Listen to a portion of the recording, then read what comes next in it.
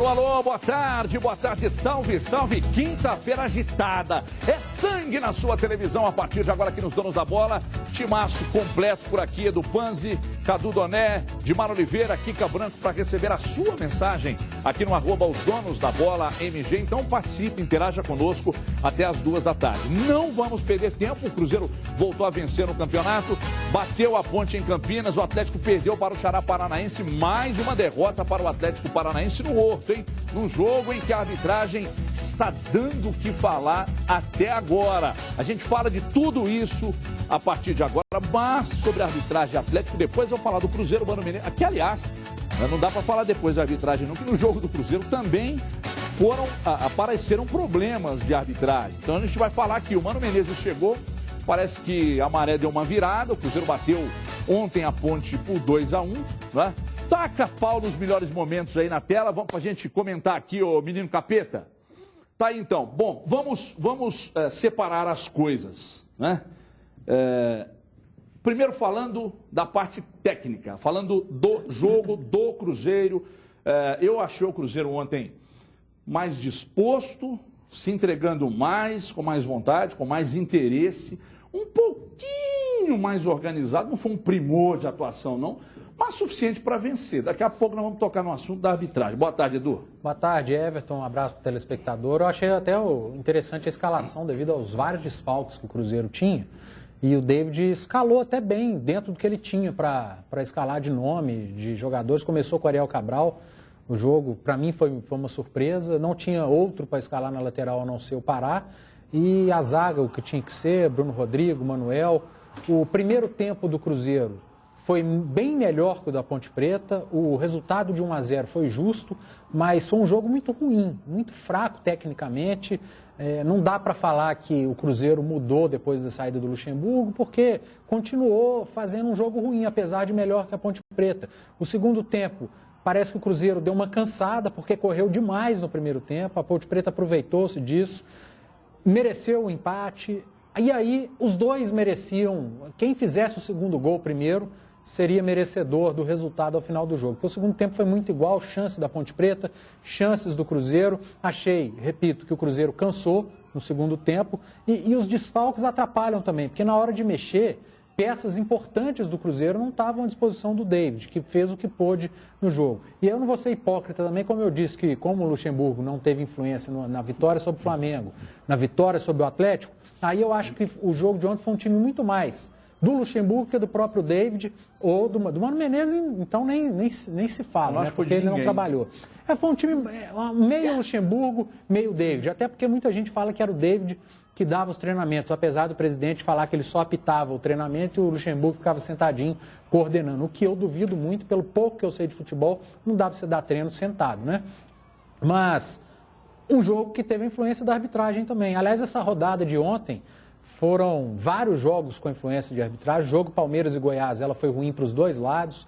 O jogo do Atlético, daqui a pouco a gente vai falar, foi aquela bizarrice. O jogo Corinthians e Fluminense, o gol muito mal anulado do Fluminense. E ontem, o lance do gol anulado da Ponte Preta, do Borges, eu não vou colocar em xeque, porque foi muito difícil, é uma perna. E aí a gente tem que dar um desconto para o auxiliar, porque a gente está vendo o replay, a câmera parada. Agora, o lance do pênalti do Borges, para mim, foi indiscutível, assintoso. O árbitro errou feio nesse lance. E o Cruzeiro deu sorte no finalzinho, aquele gol do Vinícius Araújo, que entrou bem. Jogador que buscou, que lutou, brigou. Mas, eu repito, se qualquer um dos dois que vencesse seria merecido. O jogo foi ruim, gente. Não vamos nos enganar pela vitória. Em termos de resultado, foi uma vitória gigante do Cruzeiro, porque ele não deixou a Ponte escapar. Se o Figueirense ganha hoje, não escaparia também. Resultado gigante. O Cruzeiro foi lá, buscou 3 pontos. Mas apresentou vários erros que já vinha apresentando. E o Mano Menezes vai ter muito trabalho e pouco tempo para trabalhar e para implantar sua filosofia, porque é jogo meio de semana, jogo final de semana. Bom, o Cruzeiro, acabou o Edu também entrando na questão da arbitragem, então já vamos emendar, né, falando do Cruzeiro em campo, mas também da arbitragem. Dimar Oliveira, boa tarde, Mara. Boa tarde. Como é que você viu o Cruzeiro ontem? Eu acho que não teve dedo de treinador nenhum, né? Não dá para falar que o David foi o cara que mudou tudo, acho até que foi não a mudou muita resposta coisa, dos né? jogadores mesmo, sabe? Quando eu digo aqui que não achava que os jogadores haviam aceitado a proposta do que o Luxemburgo queria, não tinha uma sinergia, mas não tinha mesmo, por mais que eles quisessem explicar o contrário, acho que ontem eles quiseram. Foram lá e ganharam um jogo. Dimar Oliveira, boa tarde. Boa tarde para todo mundo. Eu concordo com você no que diz respeito a fazer uma leitura técnica dessa partida. Muito difícil, porque o jogo foi ainda muito ruim. Mas eu acho que duas coisas ficam bem claras. Que vai ser muito difícil reorganizar o que está tão mal, né? Reorganizar é uma coisa que o Cadu fala muito, a questão do treinamento, né? De reorganizar o time, de buscar uma função tática para esses jogadores, eu acho que vai ser complicado demais para o Mano. E outra coisa, o David mostrou que ele estava contra o que o Vanderlei fazia, porque pela forma como ele postou esse time e até as mudanças que ele fez, as alterações, em que pese o fato dos desfalques, ele mostrou que a forma dele ver futebol era diferente. E quando se fala da questão dos treinamentos, o treinamento que ele comandava era dos reservas, né? Porque os titulares estavam lá na academia. Então, ele tinha uma noção melhor do que ele tinha até como opção de banco. Talvez isso tenha facilitado. Não concordo com a entrevista que o Mano deu no final, falando que isso era o Vanderlei, que era o David. Não era ninguém. Isso foi uma forma que o Cruzeiro viu diante dos seus jogadores, com o conjunto que ele tinha, de que o momento é muito difícil, que todo mundo tinha que se reunir dentro das circunstâncias que cada um tem como profissional para mudar uma situação.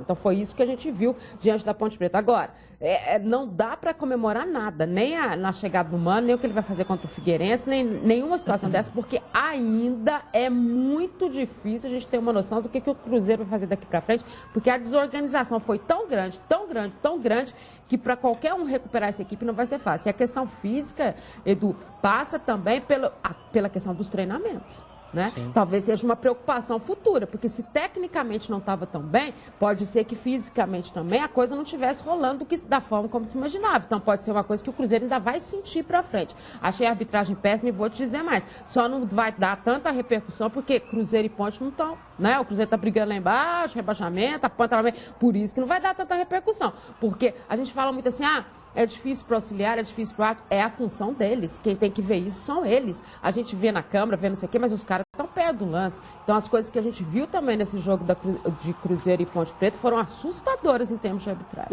Cadu, eu vou chamar o Mano Menezes para falar, até porque você não estava aqui desde o anúncio da chegada dele. Então, o Mano falando depois do jogo, vamos ver aí o que disse o técnico do Cruzeiro. Estou aqui mesmo por respeito a vocês, porque vou falar como técnico do Cruzeiro, né, especificamente na sexta-feira, numa coletiva, porque assim combinamos com o clube. É bom estar aqui nessa vitória fora de casa, depois de algum tempo. É muito difícil ganhar aqui e os méritos todos, eu acho que é desnecessário falar, mas vou fazer questão de dizer. É do David, que conduziu o jogo, que preparou e que observou o adversário. A gente chegou porque era importante chegar nessa hora. Eu acho que todas as forças que a gente pode somar num momento como esse, você tem que fazer. E eu não sou de me omitir nessa hora, então falamos um pouco, falamos de coisas gerais, mas as questões táticas do jogo e os méritos são, né, do David, que armou a equipe, do Luxemburgo, que conduziu até aqui, do Melo, que permaneceu junto, e dos jogadores que foram muito dedicados em cumprir aquilo que foi estabelecido por eles. Muito bem, ídolo Cadu Doné. Primeiro, a chegada do técnico Mano Menezes. Segundo, o jogo do Cruzeiro ontem. Dá uma passada também na arbitragem, 30 segundos. Olha, eu gostei, boa tarde a todos. Gostei da contratação do Mano Menezes. Acho que é um cara que já tem um certo nome, já tem um certo peso. O Cruzeiro precisa disso nesse momento. E, ao mesmo tempo, não se mostra enferrujado como alguns que têm o peso, mas que taticamente não agregam tanto, não se mostram grandes treinadores nos últimos anos. Os exemplos mais claros, o Filipão e o próprio Vanderlei Luxemburgo. Sobre o jogo, primeiro tempo, o Cruzeiro foi melhor, mereceu o resultado. O jogo foi chato, foi sonolento, não aconteceu muita coisa, mas dentro desse contexto, o Cruzeiro foi melhor no primeiro tempo. No segundo tempo, não gostei do Cruzeiro. O jogo foi mais equilibrado, mas não gostei do Cruzeiro no segundo tempo. A arbitragem interferiu sim, cada time reclamou de um pênalti, além dos lances que vocês falaram. O Cruzeiro pediu um pênalti no primeiro tempo em cima do Pará ali, que o juiz até deu falta, mas marcou como sendo fora da área. O impedimento, eu discordo um pouco do Panzi, eu não achei tão difícil assim. Você acha que foi gol legal? Totalmente legal. Totalmente legal. Aliás, que não houve pênalti, não houve impedimento. Não, ali é não, fato. foi Né? legal. Não, foi gol legal do Borja. Aqui eu achei um lance difícil. Ele achou o mais lance... fácil. Eu não achei tão difícil assim. E achei o lance até mais determinante, porque pênalti teve um para cada lado. E até não achei, por incrível que pareça, o pênalti da Ponte Preta tão claro assim, igual todo mundo falou. Eu até marcaria. Mas o que aconteceu, na verdade, é que ele dá o puxão que ele dá não foi o suficiente para o cara cair. Aí, um pouco depois, o Borges fala, eu vou cair mesmo assim, e foi vai. tocado, né? Porque, mas todo mundo olha a arbitragem, assim, às vezes esses lances, vê o movimento brusco do jogador, já acha que foi um pênalti absurdo. Para mim, até foi pênalti, eu deixo claro. Mas achei um lance mais complicado do que o do impedimento, por exemplo, que foi muito mal anulado. Então, de qualquer forma, a Ponte Preta foi prejudicada. O Cruzeiro manteve o desenho tático, pelo menos no início do jogo, né? O Henrique, o primeiro volante, mesmo com o Williams presente. O Williams como volante saindo um pouco mais pela direita, o Cabral o volante um pouco mais pela esquerda. Dois atacantes, um de cada lado, e lá na frente o centroavante. E o curioso é que o gol do Williams saiu no posicionamento em que ele estava mesmo, né? De cara que sai um pouco mais pelo lado direito. Ele exerceu a função tática programada no lance do gol e acabou indo às redes pela primeira vez. Você achou o Williams um pouquinho mais aplicado do que nos outros? Sim, não, eu achei o time como um todo. Eu achei ele muito determinado. Como é que o Luxemburgo tirou o Williams do time? Eu achei o time como um todo com mais vontade. Na verdade, não tem dedo de treinador nenhum em termos táticos, igual a gente falou, mas eu acho que tem o dedo da saída do Vanderlei no astral da equipe, né? No clima que já foi melhor.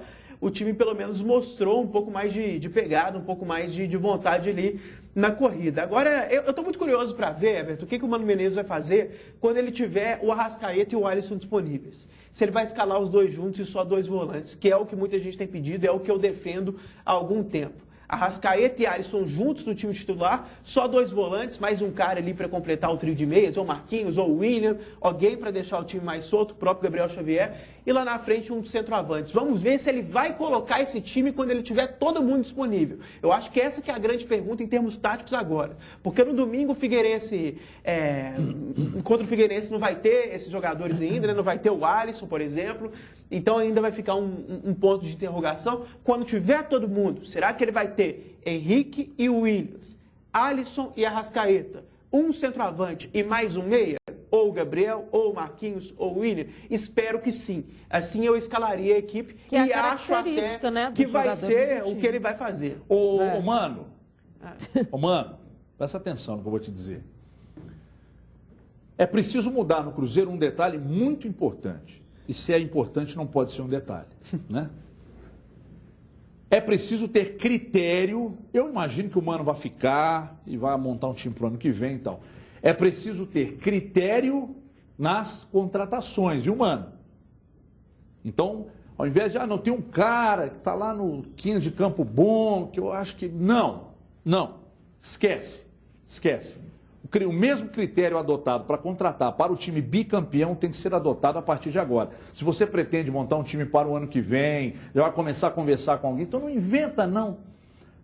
Um amigo meu diz, não sei o quê. Não, vamos trabalhar de uma forma diferente. E se trouxe o Mano, se fez um contrato até o final de 2017, é porque acredita-se que ele vai ficar já montando um projeto para o ano que vem. Então, tirar o Cruzeiro desta situação é um fator importante. O segundo, ter critério para contratar e montar esse time já para o ano que vem. Aí você fala, mas você está falando disso em setembro. Meu caro, setembro, outubro, novembro, dezembro, acabou o campeonato. Mas 90 dias acabou o campeonato, mas 90 dias não. Mas setembro, outubro, novembro, mas não é isso mesmo, 90 dias, o início de dezembro acaba o campeonato. Então não estamos atropelando as coisas, não. Já tem que começar a pensar e planejar o próximo ano, né? E pelo que eu vi ontem, e acreditando aqui, aliás, é uma unanimidade que o Cruzeiro tem um elenco melhor que muitos times que estão acima, você vai acreditar que vai sair do rebaixamento. Se tivesse ficado com o Luxemburgo, e talvez não. Ou não, Edu? Sim. Falando alguma bobagem. Não está falando bobagem, até porque a gente batia muito nisso aqui. O problema do Cruzeiro do Luxemburgo não era falta de peça, era a escolha das peças erradas. E isso ficou provado durante os jogos, no decorrer das rodadas. A cada escalação do Cruzeiro, a gente se assustava aqui no dia seguinte. A gente criticava muito. Na hora e no dia seguinte. O próprio problema da falta de treinamento, do pouco treinamento, né? Quando tinha oportunidade de treinar, não treinava. Então, peças ele tinha. O problema era a escolha dessas peças, escolhia errado demais. O torcedor cruzeirense está esperando que o Mano resolva escolher um pouco melhor que o Luxemburgo as peças para o time titular. É verdade. Minha mulher me ligando, eu tô no ar aqui, ué. Tô parecendo a esposa do Manula ontem, Cris. Me ajuda aí. Cris não, Pitu. Você acha que os jogadores faziam corpo mole com o Luxemburgo? Olha, eu não tenho essa certeza. A gente colhe algumas informações. Mas você desconfiava? Desconfiar pode.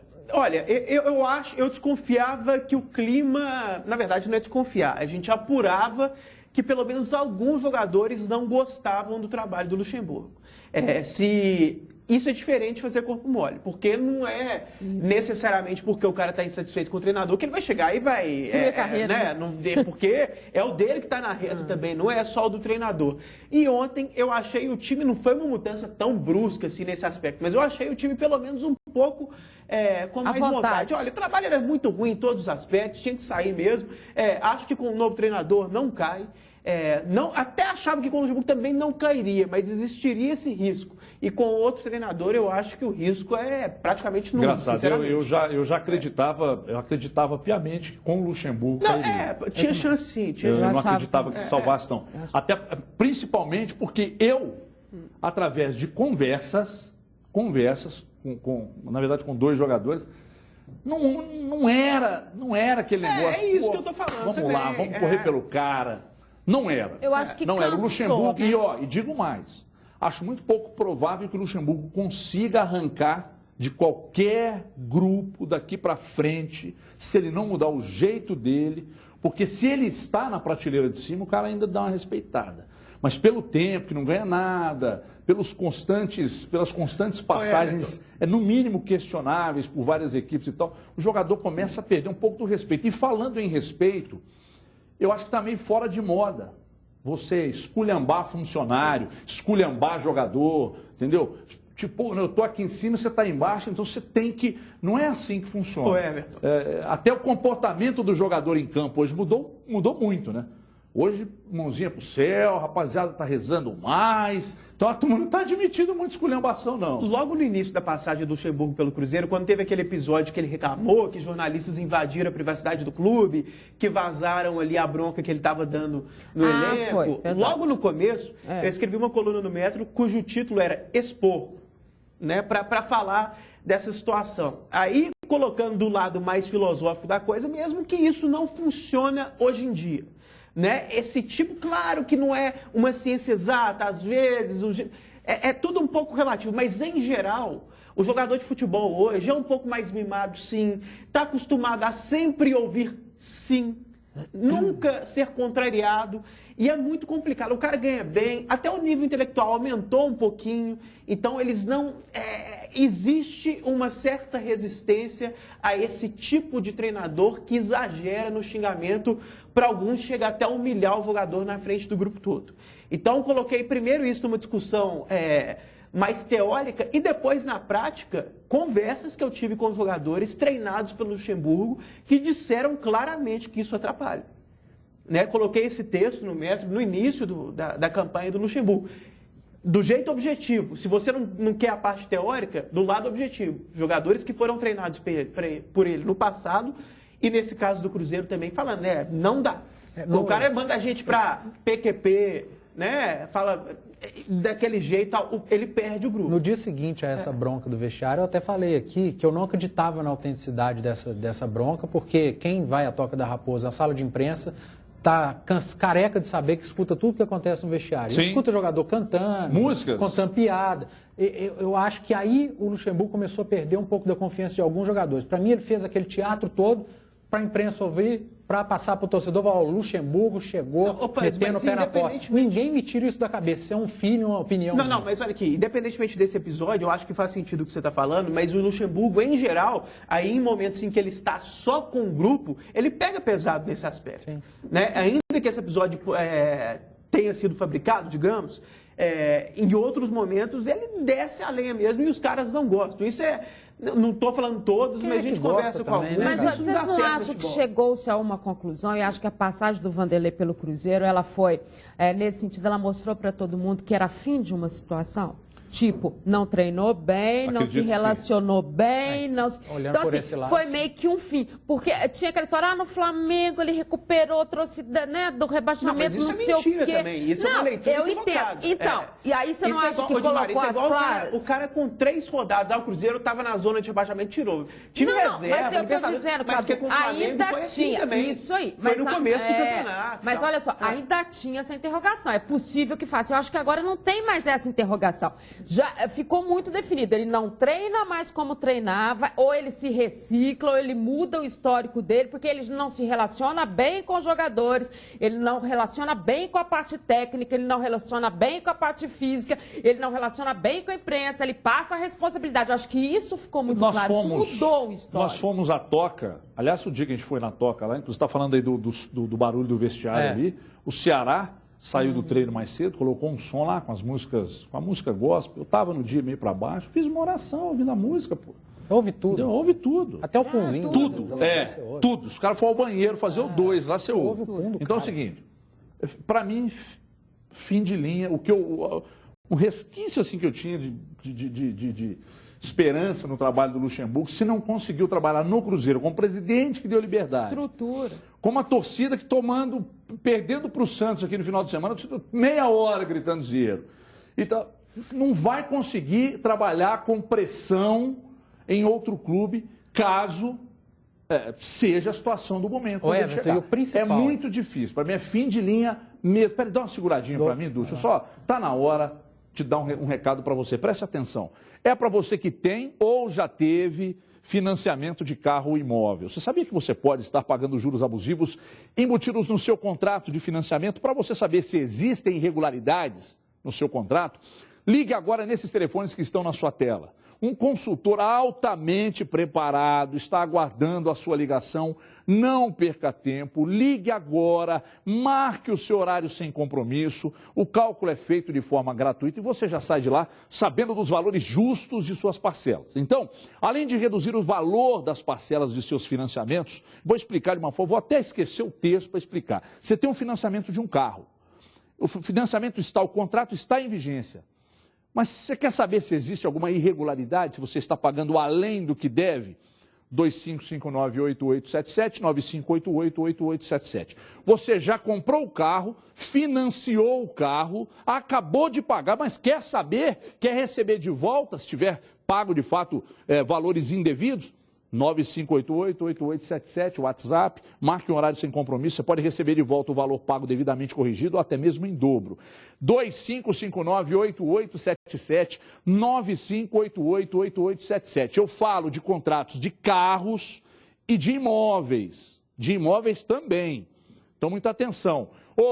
Põe a Kika antes de passar para o Atlético aqui, deixa eu dar um pulo na Kika para ela exatamente falar como é que está a situação das mensagens do torcedor do Cruzeiro. Vamos lá. Alô, Kika, boa tarde. Boa tarde a todos. O torcedor do Cruzeiro agora está mais animado. O Leandro Lopes diz que com a saída do Lucha, o Cruzeiro teve mais raça e mais vontade de vencer. O Ávila Gerson, o que todos têm contra o Gabriel Xavier, que nem o David colocou o menino para jogar. Imagem do Cruzeiro, bela vitória ontem, deu para dar uma respirada no campeonato, agora é sair de perto do Z4. Lucas Alexandre, o Gabriel Xavier tinha que ser titular nesse jogo. Célio Dias, os jogadores do Cruzeiro já mostram outro ânimo. E Ronei do Glicério, com o novo treinador, o Cruzeiro tem chance até de brigar pelo G4. Muito bem. Só a questão do Gabriel Xavier é muito bom a gente destacar.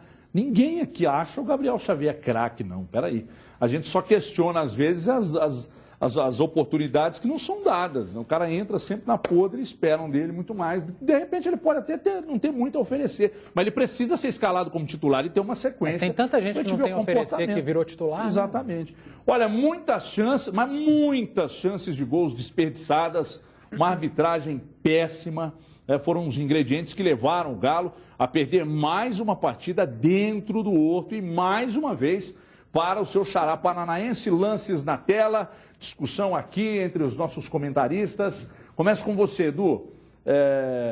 E aí já vamos emendar, né? Vamos falar do Atlético, do comportamento e da arbitragem, Edu. A gente vai falar muito de arbitragem, mas ontem aqui no programa a gente já falava da dificuldade que seria esse jogo contra o Atlético Paranaense. Eu achei que o Atlético vencesse fácil. Que é um bom time, não à toa está no G4 de volta, está disputando a Copa Sul-Americana, é muito bem treinado pelo Milton, mas o Atlético não jogou mal de novo, o Atlético criou demais, Everton.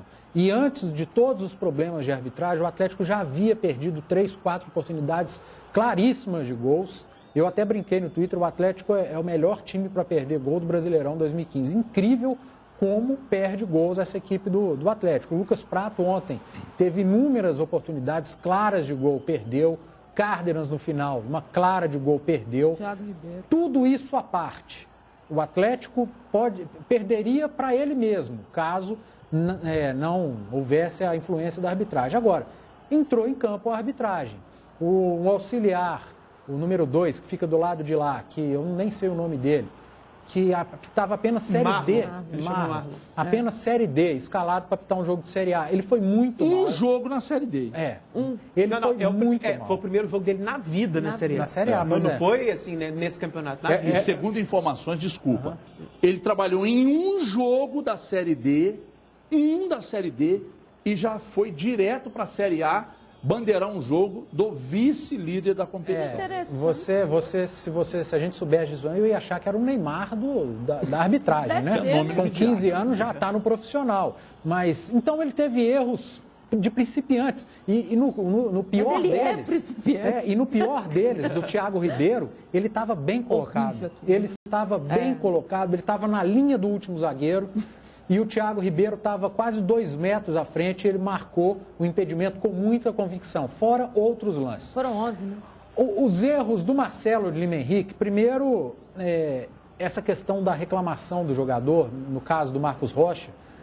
Num primeiro momento, você pode até falar, a recomendação é que se dê o cartão amarelo. Ok, o Marcos Rocha até estava pedindo para tomar o segundo cartão. Pelo menos era a impressão que eu tinha assistindo ao jogo. Muito nervoso o Marcos Rocha, muito em função de erros da arbitragem. Agora, a justificativa do Marcelo de Lima Henrique na súmula joga por água tudo que a gente achava.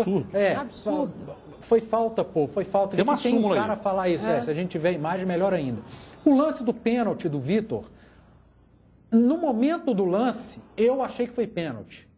E vendo o replay, eu mudei minha opinião, tá aí a súmula, né, Everton? Aos 48 minutos da partida, expulsei do campo de jogo o senhor Marcos Luiz Rocha Aquino, número 2 da equipe do Atlético, em decorrência da segunda advertência com cartão amarelo, ao reclamar de maneira assintosa e ostensiva, socando o ar e proferindo as seguintes palavras. Pô, foi falta. Foi falta.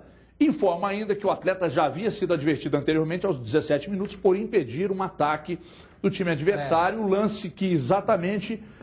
nós vamos mostrar agora o lance aí, se possível. Que também pode ser discutido. Pode colocar na tela cheia aí para o torcedor entender. Né? Então, olha lá, vocês podem ver aqui, ó. Daqui a pouco eu vou mostrar. É uma justificativa idiota do lance do pênalti. Na hora, no primeiro lance, antes do replay, eu achei pênalti. E aí é uma postura minha aqui no programa. Quando eu acho uma coisa e mudo a opinião no replay, aí eu vou eximir o árbitro de culpa nesse lance. Mas aí você vai me desculpar, você estava com a leitura muito equivocada no primeiro. Eu aceito. Já dava para ver que não foi pênalti. Eu aceito. Depois, na hora que eu vi o replay, eu falei onde eu estava com a cabeça que eu achei pênalti. Mas aí o árbitro pode ter pensado mesmo. É uma postura minha, eu não vou mudar essa postura. Outro questionamento que eu achei ridículo. Cartão amarelo para o Patrick na simulação e não deu cartão para o Nicão também na simulação. É uma falta de critério absurda. E, gente, eu jamais vou falar aqui que há um esquema, porque eu não tenho como provar. Agora, eu jamais vou falar aqui que eu tenho certeza que não há, porque a CBF, o ex-presidente está preso, o atual está fugido. O diretor de arbitragem, ele é péssimo, ele é incompetente, ele é um atraso. Você falou fugido, né? Hã? Você falou fugido. Tá fugido. Madido também, né? Fudido e fugido, né? Isso também. E o diretor de arbitragem é uma grande piada. Aliás, os clubes precisam se unir, chegar lá e falar, esse cara não pode voltar. Mas união de clube é uma coisa muito complicada. Eu não posso ser irresponsável, igual o torcedor quer que a gente fale aqui, de falar uma coisa que eu não posso provar. Agora, está muito esquisito. Os erros acontecem sempre contra 1, 2, 3, 4 clubes, mas um específico, nunca há erro contra ele. E outra coisa, os erros que foram, que determinaram a mudança, estou vendo aqui, a Kika está falando comigo aqui, que tem todo... o torcedor do Cruzeiro está falando que vocês estão comprando uma briga para o Cruzeiro, não foi assim. Não foi no erro do hit pró-Corinthians do Pacaembu, porque o programa não existiria e o Cruzeiro ainda será muito, vou falar roubado, não, diz que estão processando. Eu também estou cagando. 2010 tinha falar Twitter? cagando andando. 2010 tinha Twitter? Tinha Twitter. Mas era essa febre que é hoje? Não, nem tanto. Mas nem tanto. Gente, o negócio então muda. O Cruzeiro ainda vai ser prejudicado pela arbitragem, nós vamos chegar aqui, né? Quando o Castelar tomou esses posicionamentos aí no Campeonato Mineiro, nós falamos aqui, mas a memória do torcedor é desse tamanho. Falamos então, do jogo seguinte, da Caldense, e outra coisa, ontem o Cruzeiro foi beneficiado pela arbitragem? Foi, nós comentamos aqui. Então, agora vamos lá do Atlético. Aliás, se fosse o Paulo Schettino, presidente da federação, ele já teria ido da CBF, hein, seu Castelar? Precisando trabalhar, hein? Pois é. É importante mesmo, viu, Castelar? Você entrar no circuito, né, e mostrar que você está vivo, né? Porque você entender que é normal escalar um árbitro de Série D para bandeirar um jogo do vice-líder é complicado. Agora, os erros que determinaram a grande virada na ponta da tabela, e num momento curioso, né, num momento muito importante da competição, que era a virada do turno, eles aconteceram com os árbitros do primeiro escalão. FIFA. Voadem, Corinthians e São Paulo. Estou em dúvida, então não dou para o Corinthians. Aliás, não dou o pênalti para o São Paulo. Não vou prejudicar o Corinthians. Ah, mas aí, contra o Avaí, na dúvida a bandeira, levantou o instrumento. Aliás, ela é péssima, né? Como é péssimo de ontem, são péssimos os árbitros. No lance de ontem, na dúvida, no gol do Cícero, o bandeira com uma empáfia, um negócio que não dá nem para entender. Aqui ontem, o Marcelo de Lima Henrique, eu não aposto um centavo na honestidade dele. Um centavo. Pelo retrospecto. Mas também não aponto o dedo para ele e digo, você tem esquema, você está recebendo. Eu não sou louco de dizer isso. Mas não aposto um centavo na honestidade dele. E o pior, hein? E o pior é que eu vou dizer aqui agora. Eduardo Panzi ouviu, está aqui para provar ao meu lado o que aconteceu. Ele dava uma entrevista para a Rádio Itatiaia agora. Como é que chama o programa lá? Rádio Esportes. Milton Naves, que apresenta e bem, ele é bom. E o Júnior Brasil, comentarista da Itatiaia, perguntou ao Marcelo de Lima Henrique sobre o critério.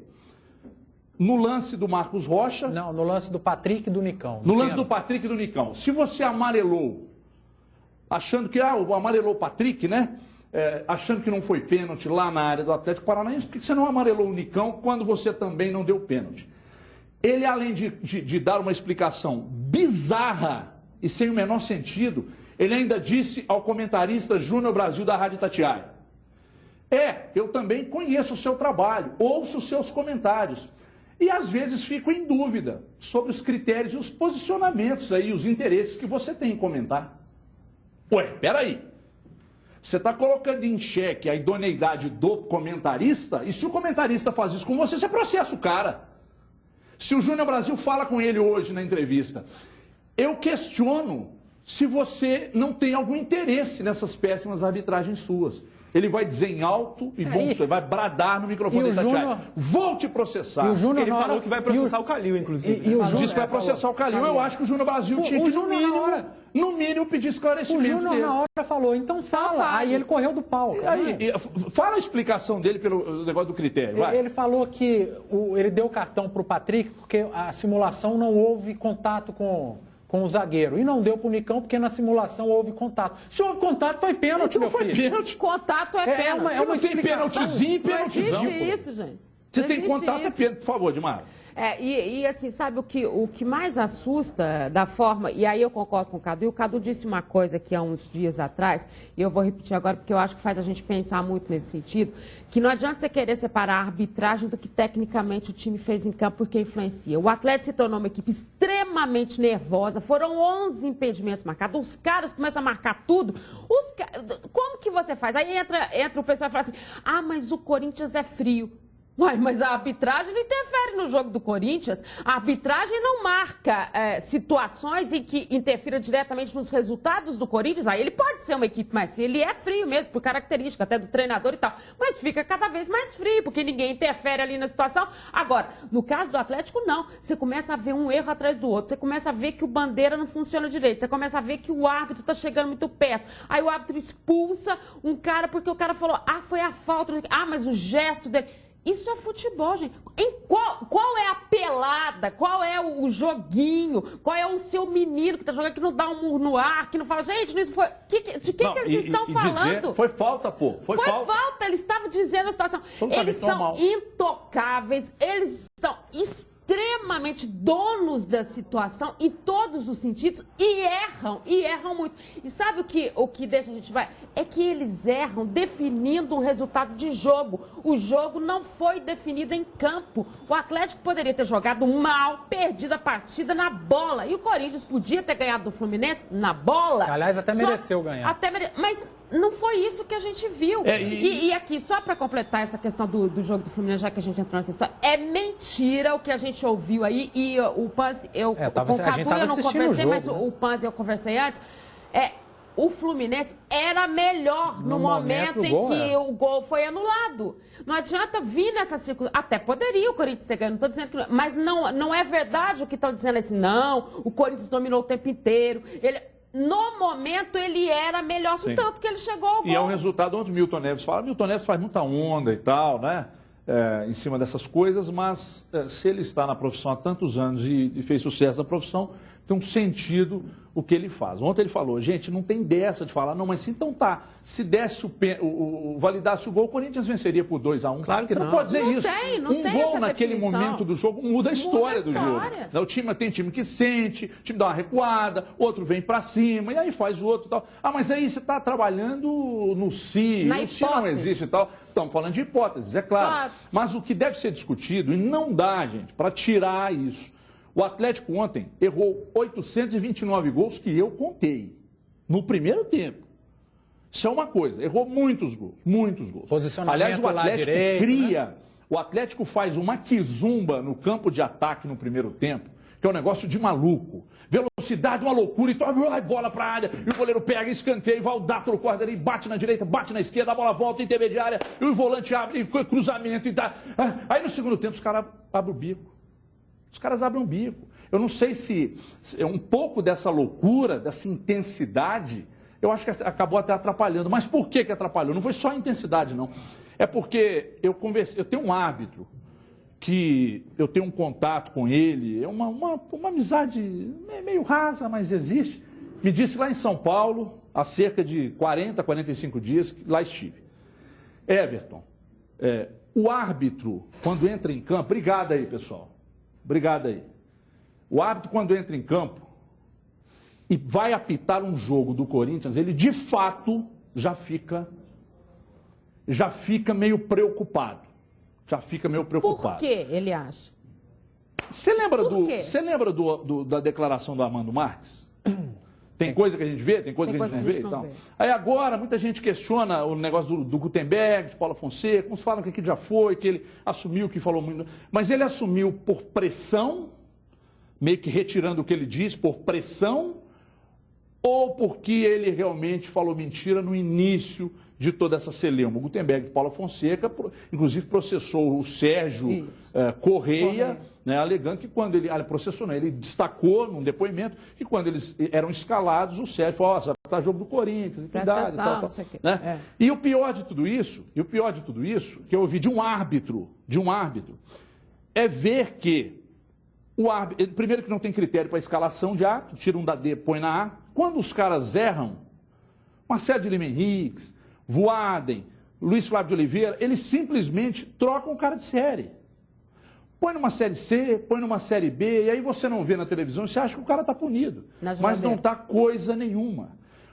Juliano Bozano esteve aqui no programa e disse, em off, eu falei, Juliano, tem um árbitro seu aí que é bom, esse Ronei Cândido Alves aí é bom. Ele falou, vamos preparar e muito para que ele comece a apitar em Série A no ano que vem.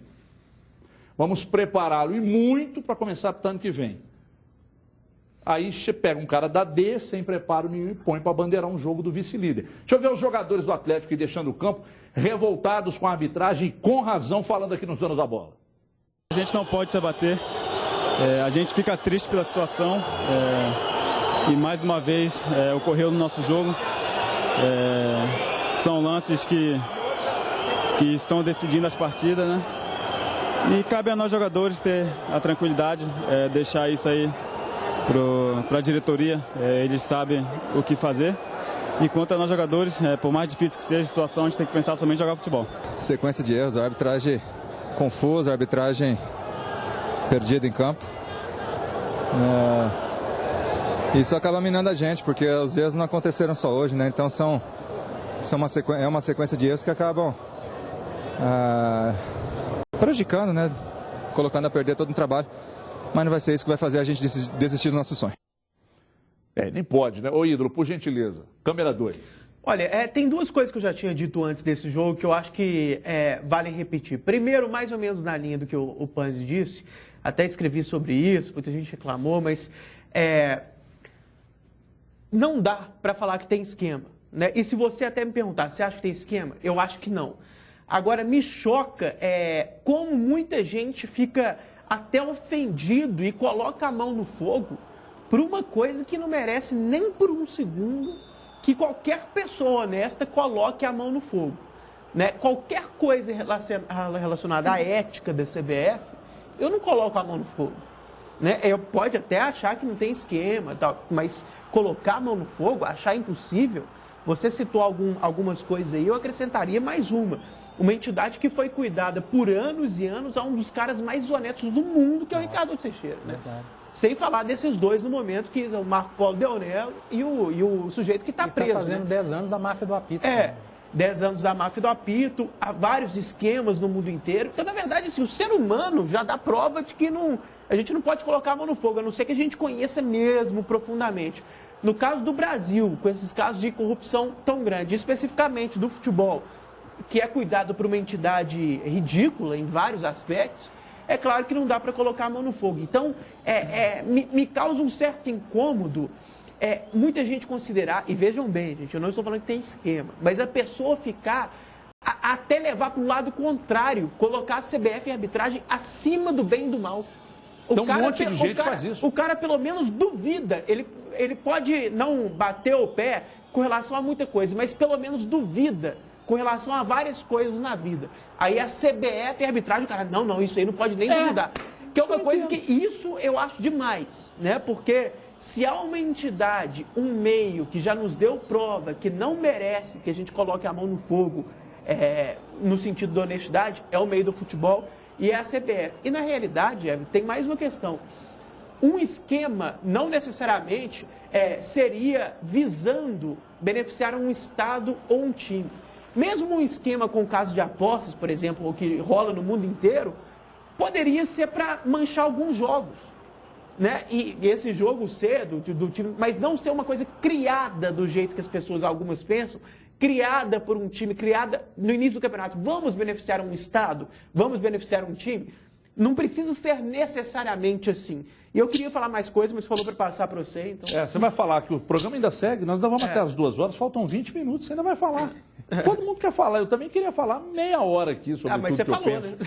Não, mas aí o que eu posso fazer? Eu apresento o programa, né? Aí eu tenho essa prerrogativa. Olha aqui, você quer ficar sempre conectado e falar de forma ilimitada?